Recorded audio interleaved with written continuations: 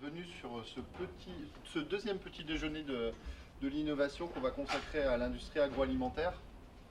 Alors déjà un petit rappel sur les rendez-vous de l'innovation sur le plateau de Saclay. L'idée pour nous a été de faire des rencontres régulières. Donc régulières, ça va bientôt être tous les 3 mois. Et puis si ça prend, on fera de plus en plus souvent. L'idée c'est vraiment de créer une émulsion autour de l'innovation et d'entourer d'experts des gens qui auraient des questions pour les aider justement à innover et aider à répondre à des problématiques. Donc, parce que l'innovation est potentiellement une problématique et une démarche particulière. On en parle beaucoup, mais il n'y en a pas beaucoup qui le font forcément bien, puis ça se vit. Donc l'idée aujourd'hui, ce 13 juin, c'est vraiment de parler un peu d'innovation dans l'agroalimentaire, et on vous a ouvert un scope complet sur les types d'innovation dans l'agroalimentaire, et on va vraiment en parler, et puis sans langue de bois, hein. Vraiment c'est le principe, si on parle sans langue de bois, on y va cash. Et on va commencer par être cash. Moi, en fait, ce qui me tient à cœur dans l'agroalimentaire, c'est qu'il y a un défi extraordinaire qui est en train de nous arriver. Extraordinaire et pas forcément positif, mais on va essayer de le transformer en positif, mais c'est qu'en 2050, on va devoir nourrir 9 milliards d'êtres humains. Ce que je souhaite, hein, parce que sinon ça voudrait dire qu'il y a des famines. Donc c'est pas ce qu'on souhaite, on veut nourrir 9 milliards d'êtres humains.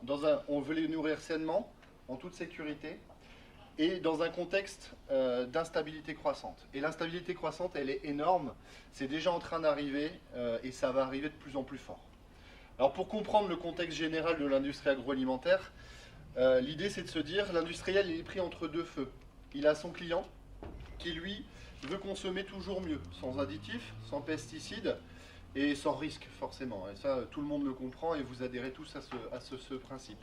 Yuka est un bon exemple du changement de paradigme complet, ce qui fait que quand Yuka arrive à la maison, par exemple sur vos smartphones, en fait vous videz la moitié de vos étagères et puis vous remplacez par d'autres produits. Yuka, il y en a d'autres, hein. En face, vous avez le fournisseur de l'industriel qui lui est soumis au changement climatique.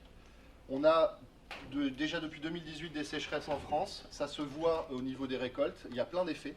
Et les effets, on va réussir à les contenir, mais pendant combien de temps? Dans les modes de production actuels, bien sûr.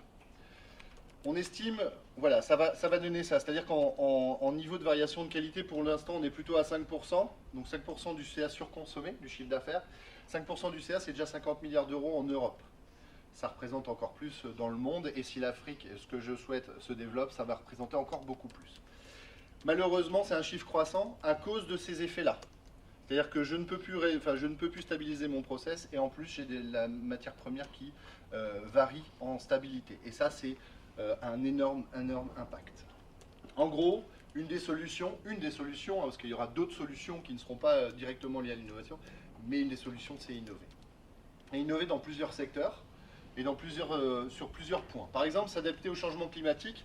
Et l'idée, c'est de dire, ok, j'accepte le fait que dans tous les cas, le plus de degrés, il est acquis, espérons pas plus. Donc en gros, je vais devoir quand même maintenir la qualité, améliorer mon rendement, parce que forcément l'énergie va être de plus en plus chère. Donc pour améliorer mon rendement, je vais avoir peut-être besoin de technologies différentes. Et ça, Amine vous reviendra dessus.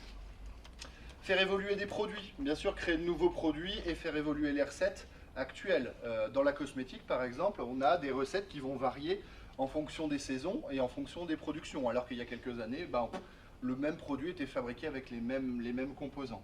Créer de nouveaux produits, on le verra aussi avec François, c'est comment on mange différemment, on évolue, comment on mange différemment et plus bas carbone. Et enfin, maintenir un niveau de sécurité, effectivement, dans tous les cas, on l'a entendu il y a quelques jours, c'était pour les Restos du Cœur, je crois, la viande qui n'était pas de la viande en fait.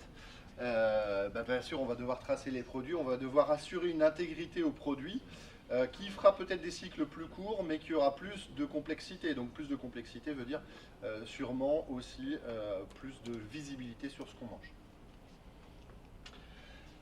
Pour ça, ce matin, on vous a mis un panel d'experts, un panel, enfin moi je dirais un casting exceptionnel, parce qu'on vous les a pris de partout, grands groupes, start-up, blockchain, voilà. Et on va essayer de vous, plus les trois startups, Dataswati, PSG Talent et Creative Lab, l'idée c'est de vous faire un panel complet, que vous ayez une vision complète, et que vous puissiez mieux réfléchir, mieux vous dire comment je me place dans une position d'innovation. Parce que effectivement, c'est l'enjeu, comment je me place dans une position d'innovation.